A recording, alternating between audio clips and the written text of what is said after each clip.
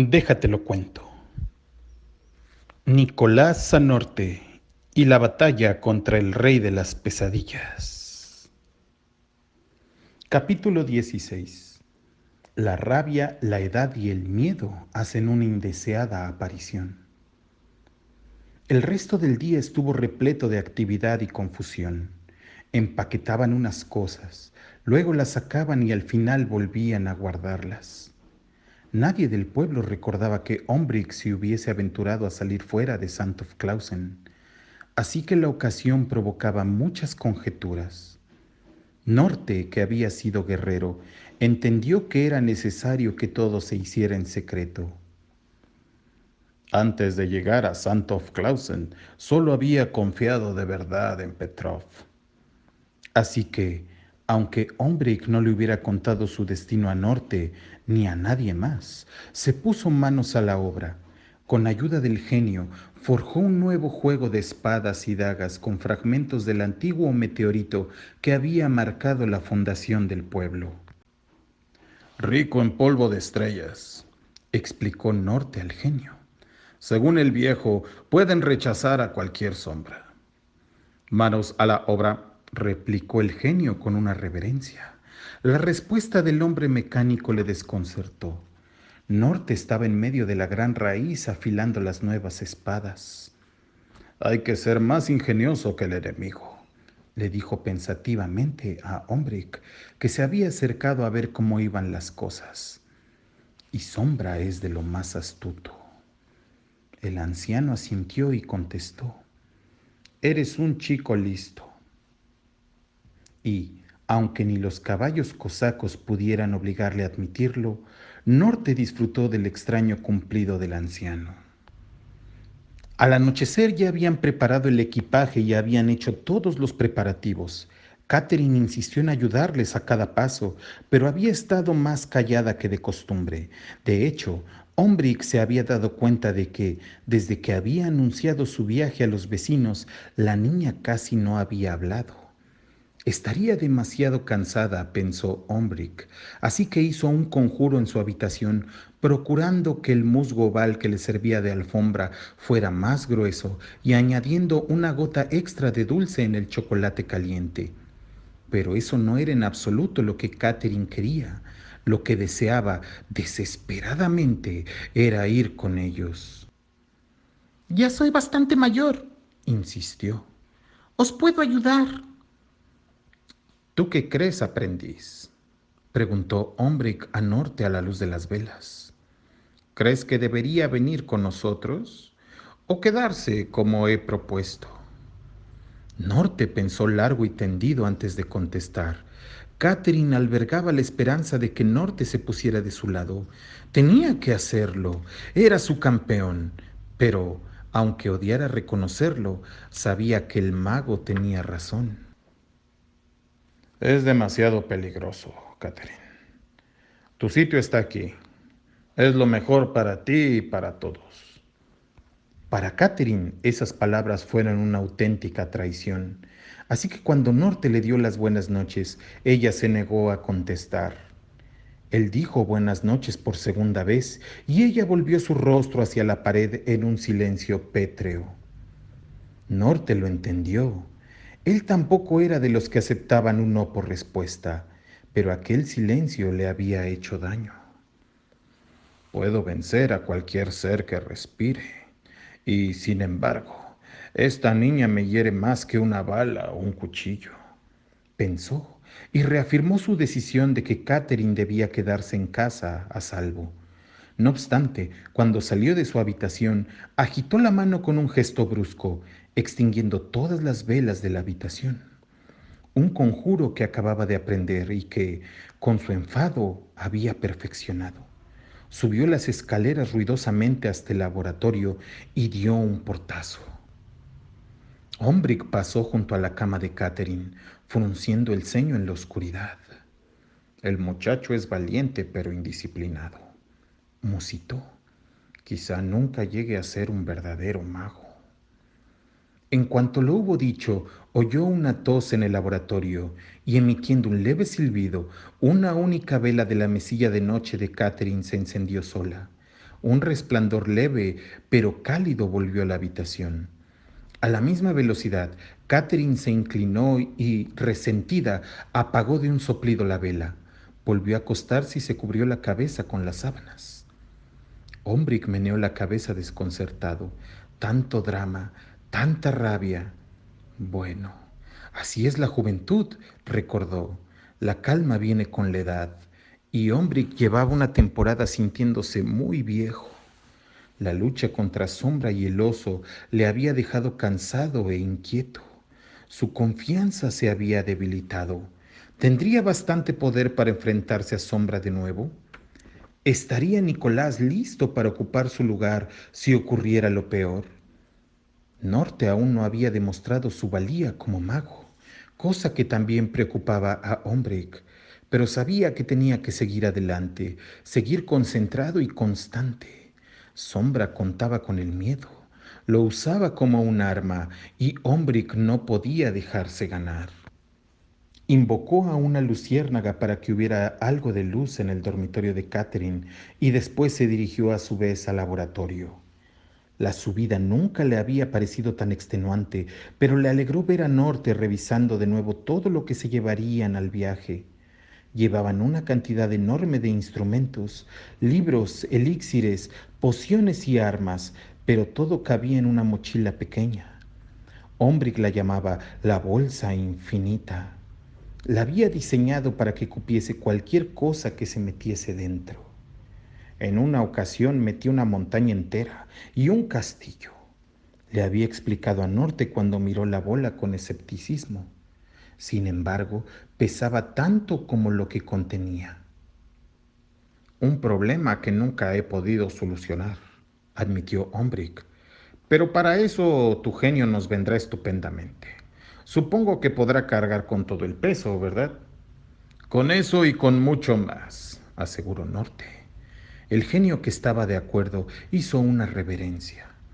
Debemos descansar, pues partiremos con la primera luz del día, dijo el mago y subió el extraño ensamblaje que era su cama. Norte se había quedado estupefacto cuando vio por primera vez su cama, una esfera gigante que se abría por secciones cuando Ombrick se acercaba.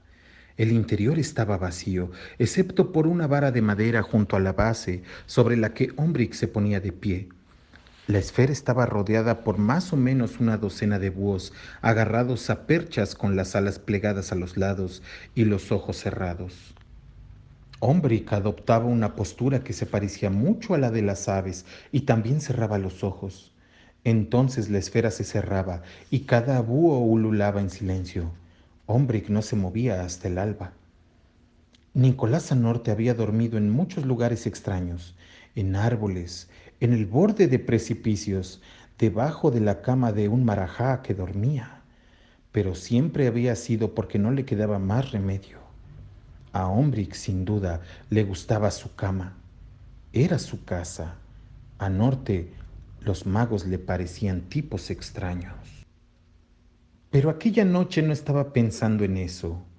Tampoco estaba preocupado por el inminente viaje ni por lo que podrían encontrarse.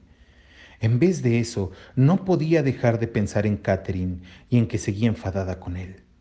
Se obligó a pensar en otra cosa. Se preguntó si el genio dormía. Norte fue sigilosamente al taller y se asomó. La esfera de Ombrick en lo alto emitía suaves ronquidos. El genio estaba erguido, pero parecía estar descansando. Buenas noches, genio, susurró Norte. A sus órdenes, respondió. Norte no lo había dicho como una orden, así que la respuesta le divirtió. Cuando volvió a la cama, empezó a imaginar otras cosas que decirle que no entendería. Si Norte le dijese de pasada al genio, que tengas un buen día, ¿haría que saliera el sol en un día de lluvia? No tardó en dejar de pensar en el enfado de Catherine y acabó quedándose dormido. Pero el genio no dormía. Una arañita negra estaba descendiendo de un hilo de seda hacia la oreja izquierda del genio. Las arañas eran muy habituales en la gran raíz. Ombrick hablaba a menudo con ellas, pero esa araña era distinta. Se deslizó delicadamente en la oreja del genio. Sombra, sin duda, era de lo más astuto. Capítulo 17. Un giro inesperado. Cuando Catherine se despertó a la mañana siguiente, en la gran raíz reinaba el silencio. Demasiado silencio. No se oía el parloteo alegre que acompañaba el comienzo del día. No oyó la ruidosa risa de Norte cuando probaba algún conjuro nuevo, ni el tarareo distraído de Ombrick. Se han ido sin decir adiós, comprendió. El corazón le dio un vuelco. Sin embargo, había un desayuno completo flotando junto a la cama y, a su lado, una cajita con una nota. Agarró la taza de chocolate caliente y le dio un trago. Lo había hecho Ombrick. Lo preparaba con menos chocolate que Norte, que siempre le ponía un poco más del necesario. No sabía cuál le gustaba más. Los dos estaban buenos a su manera. Luego se volvió hacia la caja. Sospechaba que era cosa de Norte. Ombrick al menos la habría envuelto en muselina. Mientras la abría lentamente, pensó: esta es su forma de decirme que me echarán de menos. Estaba aprendiendo que los magos preferían los hechos a los dichos. Dentro de la caja había un aparato redondo. Era de oro y pesaba como un reloj, pero solo tenía una manecilla y carecía de números. En lo alto de la manecilla había una sola letra, una N. Desdobló la nota que tenía debajo. Ponía: Querida Catherine, si estás en apuros, siempre puedes encontrarme. La flecha te indicará el camino. Con cariño, N. Su tristeza se disipó ligeramente. Era típico de Norte. Solo él podría ser una brújula que le señale a él mismo. Catherine también sabía que era su forma de poner la prueba. Si quisiera, podría ir a buscarles, pero le habían pedido que se quedara con Petrov y el oso para vigilar el pueblo, y eso iba a ser. Sin embargo, no podía evitar desear que hubiera una pizca de problemas. Así tendría una excusa para salir tras ellos. Ese pensamiento le hizo sonreír. Pero Ombrick siempre decía: cuidado con lo que deseas. Se terminó el chocolate y pensó que los magos eran muy pesados. Con todo, se ajustó la cadena de la brújula en el ojal y la miró una vez más. Tal y como había prometido, Catherine cumplió con sus tareas del día. Le echó hierba fresca a Petrov e hizo compañía al oso. Su nueva brújula colgaba sobre su blusa. Se prometió no mirarla más, pero aproximadamente cada hora miraba hacia abajo para no perder de vista hacia dónde apuntaba. Por lo que veía, Norte y Ombrick avanzaban a toda velocidad hacia el sudeste, y no debían de haberse marchado mucho después del amanecer. En efecto, Norte y Ombrick habían partido al amanecer. Había sido una empresa difícil, con un montón de equipo y de artilugios que debían introducir en la bolsa infinita y que dificultaban el viaje.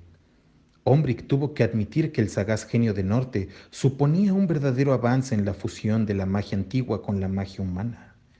Mientras se preparaban para partir, Ombrick se lamentó de que, incluso con la ayuda del genio para llevar las provisiones, sería un viaje lento y extenuante, pero Norte guardaba una sorpresa para el viejo mago. Genio, llévanos arriba, le ordenó con una voz demasiado alegre para esas horas de la mañana.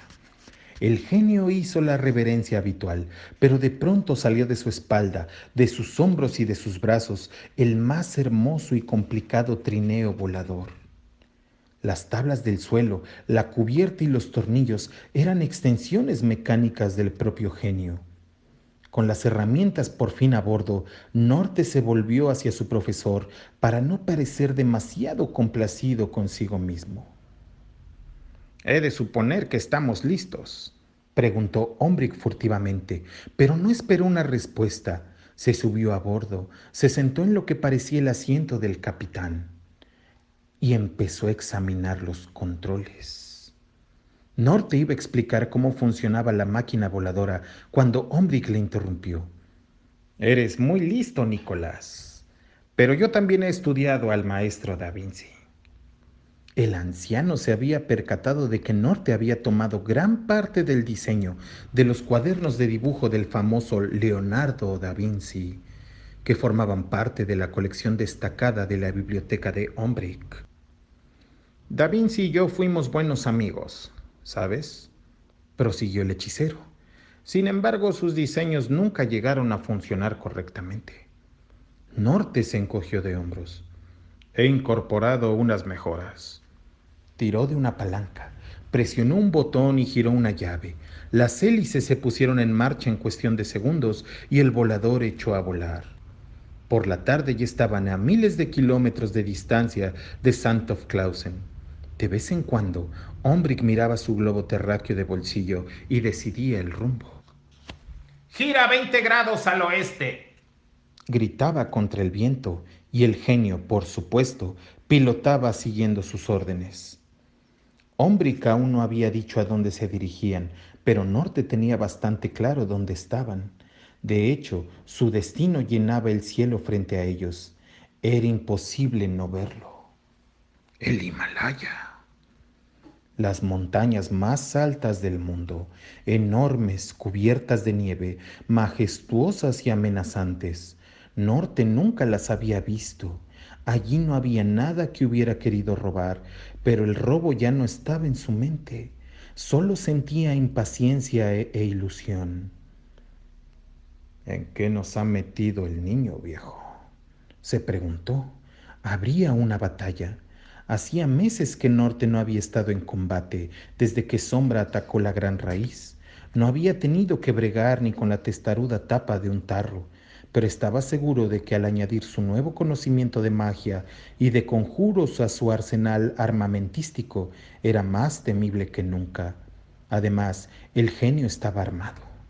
Norte le había dado una de sus mejores espadas. Menudo guerrero sería, con la fuerza de 100 hombres y la obediencia de un perro lobo entrenado.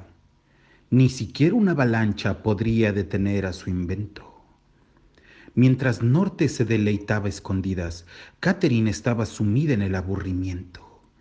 Había sido un día largo y apático en Santolf Clausen. Había cabalgado por el perímetro exterior del pueblo unas 12 veces, con la esperanza de que hubiera algún minúsculo peligro o alguna aventura. Pero aparentemente todo estaba en orden. Petrov parecía igual de inquieto y disfrutaba cualquier ocasión para montar con Catherine. Y eso hicieron. Un caballo resultaba mucho más fácil de manejar que un reno, y además tenía montura. A Catherine le encantaba galopar a toda prisa porque le hacía sentir muchas emociones. El oso vino en varias ocasiones para asegurarle a Catherine que el bosque estaba tranquilo, en silencio y funcionando como siempre. Se le estaba ennegreciendo una parte del pelo de la barbilla, por lo que parecía que llevaba una elegante perilla. A Catherine le recordaba a Norte. El único suceso digno de consideración del día fue, además, el peor. Petrov se tropezó al regresar a la gran raíz por la tarde. Su casco izquierdo se atascó en la hendidura irregular en la que Sombra se había filtrado en la tierra tantas semanas atrás. Todos los aldeanos evitaban aquel lugar, excepto Catherine y Petrov, que sentían cierto placer al galopar por encima, pisando con fuerza cada vez. Afortunadamente, no se había roto la pata, pero se la había torcido mucho y tuvo que ir cojeando hasta la gran raíz. No volverían a cabalgar hasta pasados unos pocos días. Mientras preparaba la cama aquella noche, Catherine tuvo un mal presentimiento. Quizá fuera por el accidente de Petrov, o quizá la gran raíz parecía desierta sin hombre y norte. Lo que sentía era peor que la soledad, se parecía más bien al terror.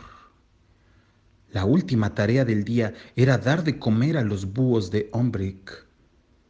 Había estado tan distraída por aquel sentimiento inquietante que casi se le había olvidado. Con el camisón puesto, sujetando una vela en una mano y las golosinas preferidas de los búhos en la otra, se abrió paso hasta el laboratorio de Ombrick. Cuando abrió la puerta, se quedó mirando sorprendida.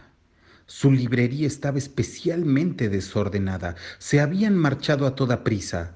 Claro, y Norte no era tan meticuloso como Ombrick, pero menudo desastre. Pensó en lo contentos que se pondrían los dos si al volver encontraban su lugar de trabajo ordenado. Así que, una vez alimentados los búhos, Catherine empezó a recoger.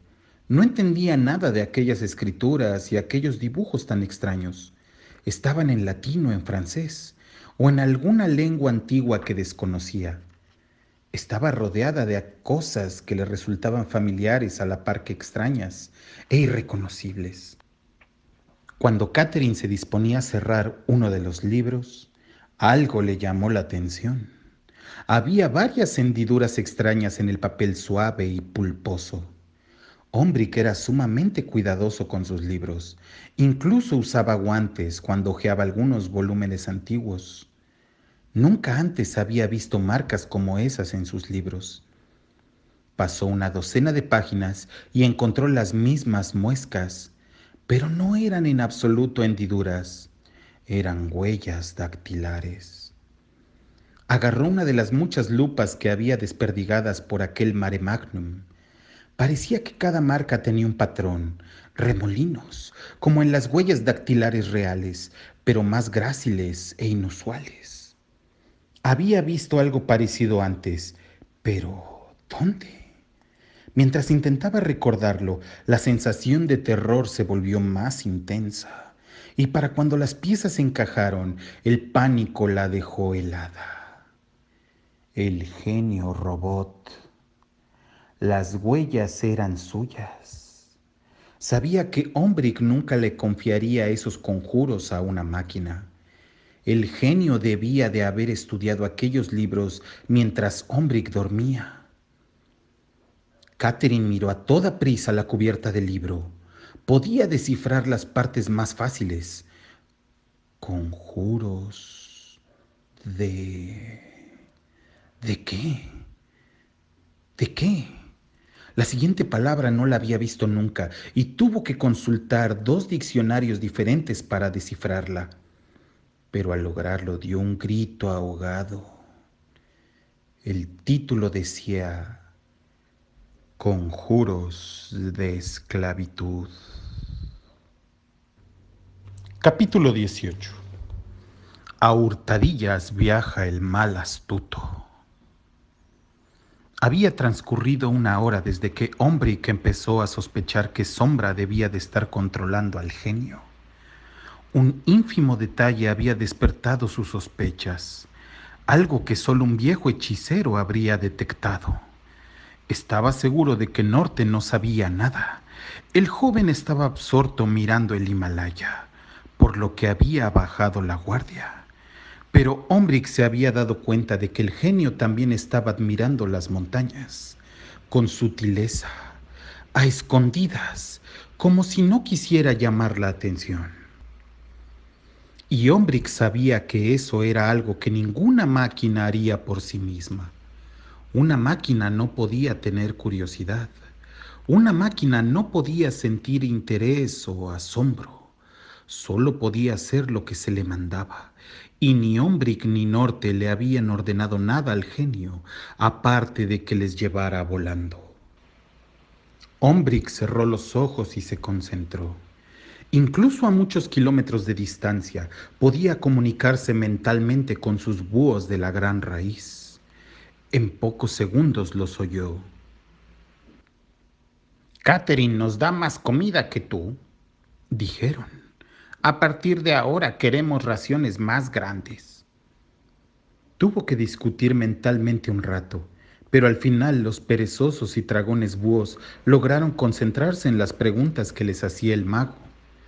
Uno de ellos recordó haber visto una araña sobre la cabeza del genio la noche anterior. El búho no le había dado ninguna importancia y se había vuelto a dormir. En la gran raíz, las arañas no eran en absoluto infrecuentes. Contaban chistes estupendos y se les daba muy bien hacer cosquillas. ¿Qué tipo de araña era?, preguntó Ombrick en silencio. Una araña extraña, contestó el búho. Negra por completo. Una araña lobo, creo. Eso era todo lo que Ombrick necesitaba saber. Las arañas lobo de Rusia pasaban el invierno aletargadas. Eso era todo lo que sabía, y la conclusión más plausible era la siguiente. Sombra había superado las defensas de Ombrick, con lo que a simple vista parece el disfraz más sencillo, el de araña doméstica. Pero, ¿qué hacer? Si Sombra controlaba al genio, Ombrick sabía que la mejor opción que tenían era sorprenderle y vencerlo cuando bajara la guardia. Pero, ¿podrían ganar a una máquina con tanta fuerza? Una máquina que, según recordó Ombrick horrorizado, estaba armada con una de las espadas que Norte había forjado. Además, no solo estaba en juego su propio bienestar, estaba claro que ellos dos eran el objetivo de Sombra. Pero probablemente el maligno también quisiera recuperar las reliquias del Clipper Luna. El genio no puede acercarse a nuestro verdadero destino, pensó Ombrick, a saber lo que podría ser Sombra si se apoderaba de lo que estaban buscando y con el poder que sin duda poseía. Y estaban a punto de llegar a ese lugar. Ombrick tenía que engañar al genio. Tendría que usar encantamientos y magia, y encontrar el momento oportuno sería clave. La base de aquel pico. Es allí. Aterriza allí, genio, gritó Ombrick enseguida, señalando a una montaña que se cernía sobre ellos. A sus órdenes, dijo el genio, y con un ligero cambio de rumbo descendió la nave hasta el ventisquero nevado que había abajo. Ombrick intentó llamar la atención de Norte, pero el aprendiz estaba demasiado ocupado disfrutando del paisaje. Tenía las mejillas coloradas. Ombrick no sabía si era por el frío o por la excitación. Norte preguntó: ¿Es aquí? Por supuesto que sí, Nicolás, contestó el mago. Lo que buscamos se encuentra debajo de toneladas de roca y nieve, pero gracias a ti contamos con el genio para que lo desentierre. Norte siguió con la mirada perdida. Es un lugar perfecto para una emboscada, murmuró. Somos presa fácil para cualquier fuerza que esté al acecho. Desenvainó las dos espadas y se bajó del trineo, alerta y preparado. Ombrick sabía que ahora debía tener mucho cuidado. Agarró su bastón con fuerza. Podía detener fácilmente una máquina con un solo conjuro, pero sería mucho más difícil detener a una máquina controlada desde dentro por una fuerza maligna. Ombrick sintió que la nieve crujía bajo sus pies al intentar no apresurarse. Recorrió su memoria en busca de los encantamientos más eficaces. Ya los tenía. Bastarían 2 conjuros pronunciados a la vez sin titubear. Pronunciarlos le llevaría unos 4 segundos. Puede que 5, pero 5 segundos eran demasiado tiempo ante una situación tan peligrosa. Ombrick tendría que distraer al genio y realizar los hechizos en el momento perfecto. Genio, comenzó Ombrick, retrae la nave y prepárate para excavar. Lo que ocurrió después fue casi imperceptible, pero Ombrick lo vio. El genio había dudado. Ombrick estaba seguro de ello. El genio estaba poseído. Mientras lo pensaba, el genio empezó a plegar la nave. Ombrick tenía los conjuros preparados. Estaba a punto de espetarlos cuando, de repente, sin previo aviso, Norte atacó al genio. Con aún más velocidad, el robot desenvainó su propia espada y rechazó los golpes de Norte. ¡Lo sabía! ¡Está poseído, Ombrick!, gritó Norte. ¡No le he ordenado que se proteja! Norte embistió furiosamente al genio, pero el robot paró cada uno de sus golpes. Por un instante, Ombrick sintió orgullo por la buena intuición de Norte, pero no podía entretenerse con eso. No era el momento. Invocar 2 conjuros a la vez era algo que solo podían hacer los magos más poderosos, y Ombrick lo estaba haciendo perfectamente. Norte estaba combatiendo al genio con la misma perfección. Su precisión, alimentada por la furia, era asombrosa. No recuerdo haber luchado mejor, pensaba, mientras Ombric se apresuraba a pronunciar el final de los conjuros. Justo cuando el mago pensaba que lo conseguiría, se dio cuenta de repente de que había perdido el control sobre su boca. Estaba congelada. Después, la sensación helada se extendió a su cara, siguió por sus hombros hasta que le dejó todo el cuerpo rígido y paralizado. Además, se estaba encogiendo cada vez más. Al caer al suelo, emitió un leve sonido. Después lo oyó otra vez. Era Norte. Los dos se encontraron tumbados en el suelo, incapaces de moverse. El genio los miró a los dos. Una risa oscura y terrible resonó en las profundidades de su pecho. Era la risa de Sombra. ¿Puedo ser también tu aprendiz, maestro Ombric? Gruñó. He aprendido tus conjuros de esclavitud muy deprisa. Norte se esforzó por mirar hacia Ombric, pero no podía ni parpadear. Entonces comprendió que no solo estaba paralizado. Ahora sois mis esclavos, dijo el genio regodeándose. Mis marionetas. Era cierto. Los había convertido en pequeñas versiones de porcelana de sí mismos. Tenían el tamaño de unas muñecas. El genio se agachó junto a ellos, proyectando una enorme sombra sobre sus cuerpos pequeños. Ahora, contádmelo todo sobre el arma que estáis buscando. Capítulo 19, donde ulular dice mucho.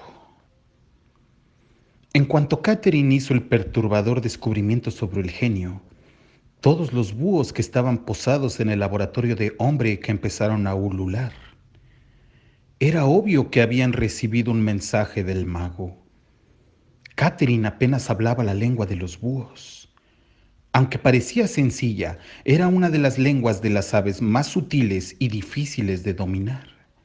Pero escuchó con atención y consiguió entender una de las palabras clave.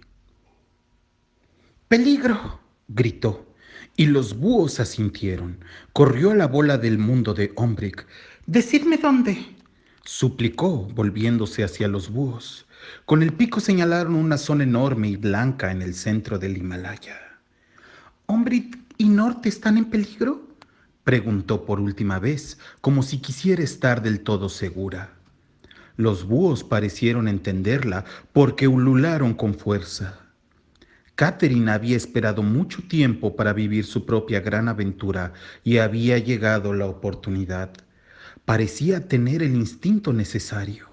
Quizá lo hubiera heredado de sus padres, pero como era una expósita, no podía estar segura. Apenas tardó un momento en idear un plan. Le sorprendió lo natural que parecía. Entonces pasó a la acción. «Volad al bosque, traed a los renos», les ordenó a los búhos, apoyando sus palabras con gestos. Los búhos alzaron el vuelo haciendo mucho ruido con cada aleteo. Catherine miró la brújula que Norte le había dado. Señalaba el camino que debía seguir. Corrió a su cuarto. Iba a ir a un lugar frío y peligroso. Necesitaría un abrigo y una daga. Capítulo 20, en el que un golpe de suerte provoca un cambio de planes. El plan de Sombra había funcionado mejor de lo que hubiera imaginado. Estaba absolutamente encantado con la protección que le brindaba el caparazón metálico del genio. No solo estaba protegido del sol y de la luz de la luna, sino que además podía moverse con tanta facilidad como cuando tenía forma de sombra. Aunque en el cuerpo del robot no podía convertirse en vapor ni adquirir el tamaño de una nube tormentosa, Le recordaba la sensación de cuando era un ser sólido, sustancial y real, algo que ningún niño o adulto podría considerar una mera pesadilla o visión. Durante los meses posteriores a su liberación de la cueva, Sombra y sus secuaces se habían extendido a casi todos los rincones del planeta, sembrando miedo e inseguridad a su paso. Pero aquella nueva libertad tenía limitaciones que le frustraban. Por la noche podía ser tan temible como cualquier criatura que haya existido. Había aprendido a invocar nubes para bloquear a la entrometida luz de la luna.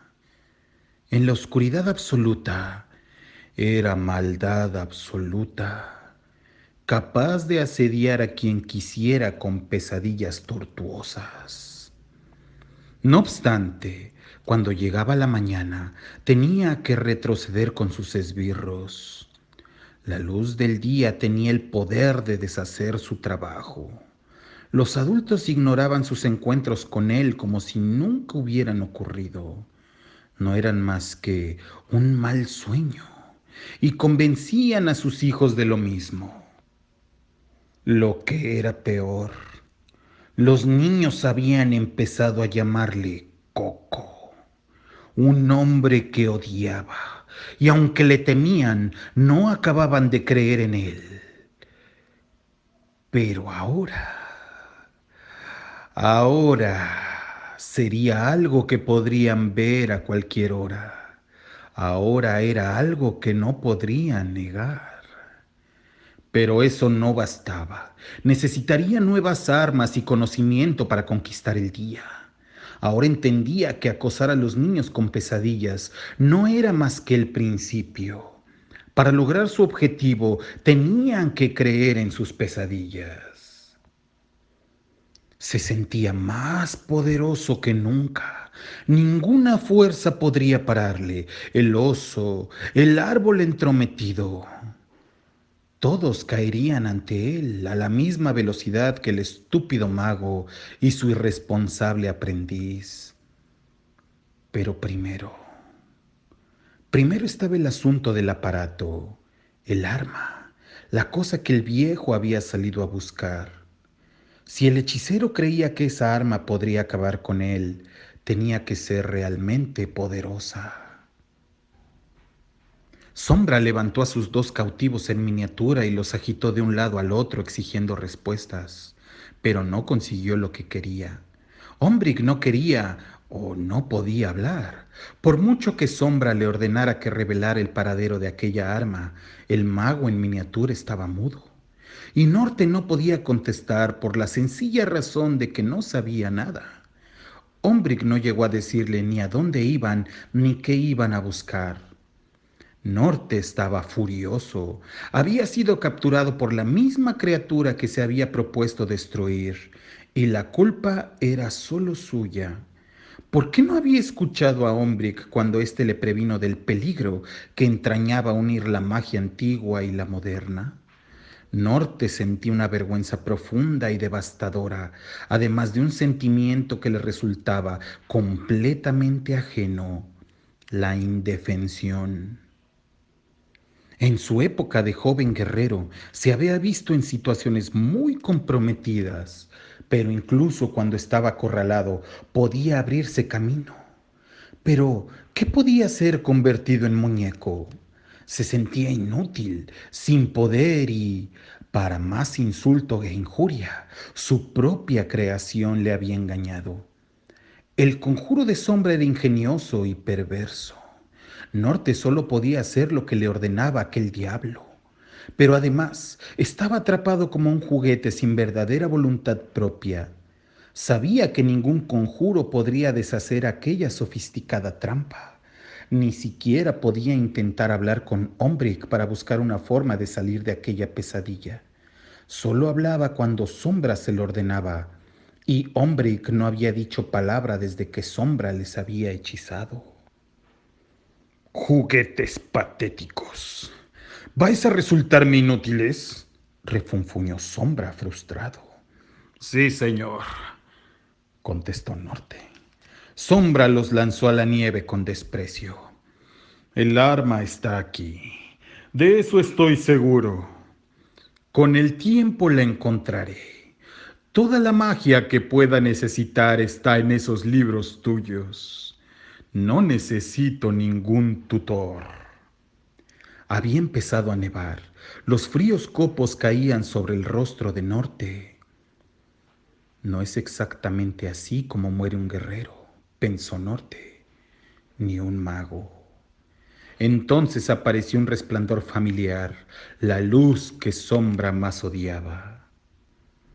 Capítulo 21. La risa es un remedio amargo.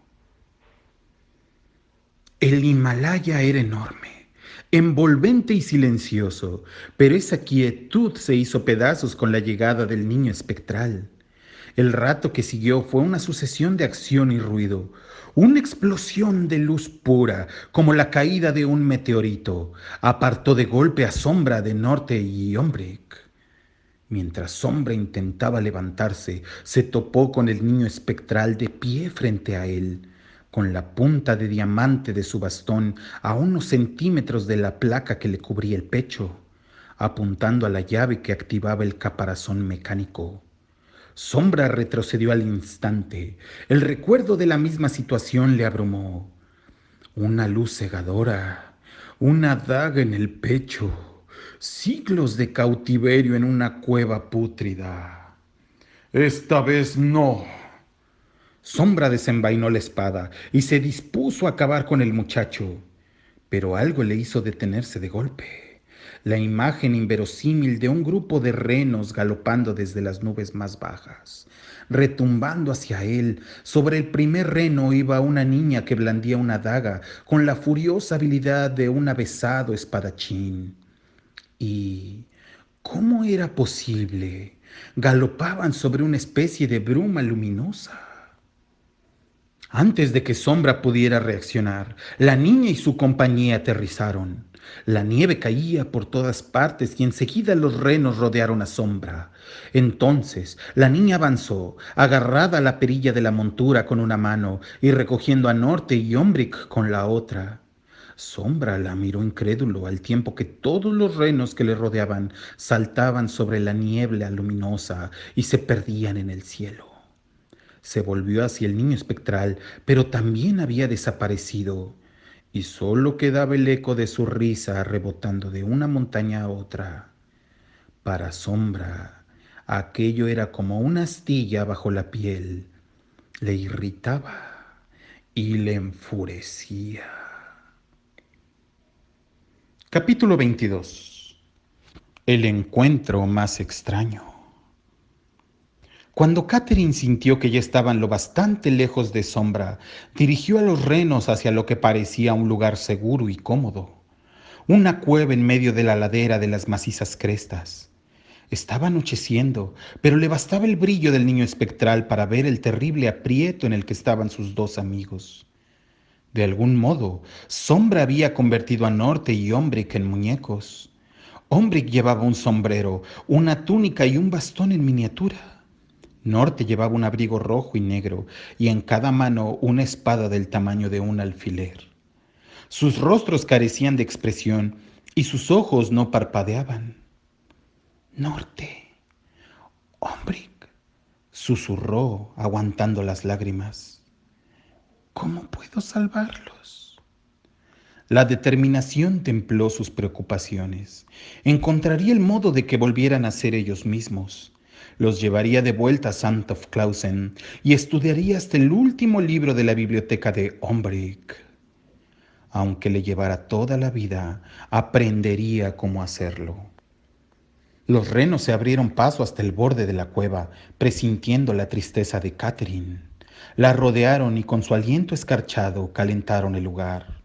Fuera, el viento comenzó a soplar, llenando el aire con un aullido de otro mundo. El niño espectral atenuó su bastón y se asomó con cuidado por la entrada de la cueva. Metió la cabeza de inmediato. El cielo estaba sucio por un sinnúmero de hombres de las pesadillas y temores, y el niño supo que estaban buscándoles.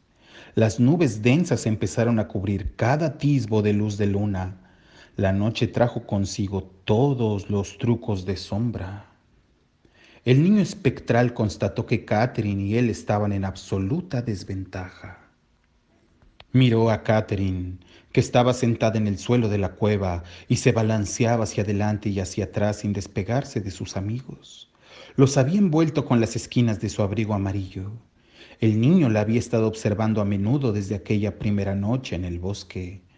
Ella era la única que no se había asustado ante los temores. La vio de nuevo en las nubes, muy alto. Nunca había visto a ningún pequeño ahí arriba.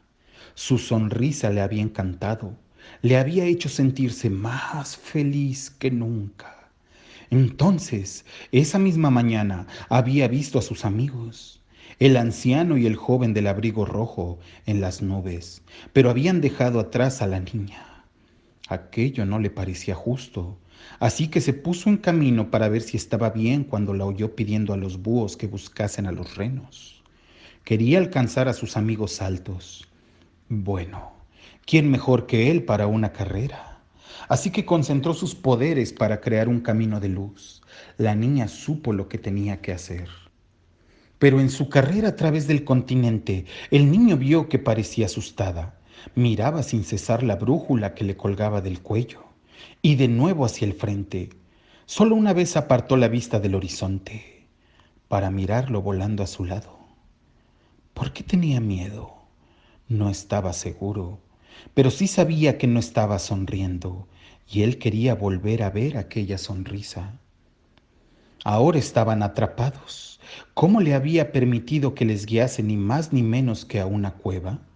Sabía perfectamente lo que era estar atrapado. ¿No había estado así hasta que la luz de luna vino a liberarlo? Los temores no tardarían en encontrar la cueva. ¿Qué harían después? El niño se volvió a asomar a la entrada de la cueva. Los temores estaban más cerca. Entonces tuvo una idea. Una persecución, la mejor persecución del mundo, y esta vez sería algo más que un juego. Sostuvo la punta de diamante de su bastón junto a su cara y sonrió a la luz de luna que había dentro. La luz y él se habían hecho compañeros. La luz estaba lista. Entonces el niño miró a Catherine por última vez. Un instante más tarde ya se había ido, sosteniendo el bastón en el aire y brillando más que nunca. El niño voló por el cielo, bajando en picado y trazando círculos hasta que se aseguró de que todos los soldados de sombra le habían visto. Entonces se dirigió hacia las nubes. Los ejércitos de la oscuridad giraron hacia la izquierda y lo siguieron. Empezaba la jugada final. Acabas de escuchar Nicolás Anorte y la batalla contra el rey de las pesadillas. Un libro escrito por William Joyce y Laura Geringer. Narrado por Emanuel Zorrilla.